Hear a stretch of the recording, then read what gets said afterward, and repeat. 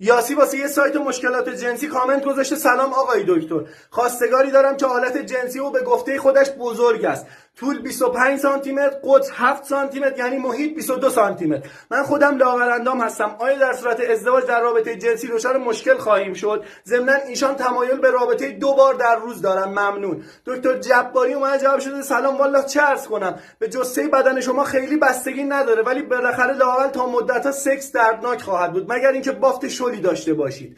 ببین اوضاع چقدر خیته. دکتر جباری خایه کرده. یاسی 22 سانتی متر محیط. چه خبره؟ محیط کیرخر 18 سانته. یاسی به خواستگارت بگو کیرش انقدر بزرگ شده الان میتونه تو طبیعت رهاش کنه. یاسی به اون خطکش زاده بگو سوار تاکسی شد 2 نفر حساب کنه. یاسی به خواستگارت بگو ماه مهر فرا رسیده، برای کیرش کیف و کفش بگیره بفرستتش مدرسه. حالا یاسی گفته آیا ازدواج کنیم دچار مشکل خواهد. عزیزم من این متن خوندم دردم گرفت. یاسی اگه یه موقع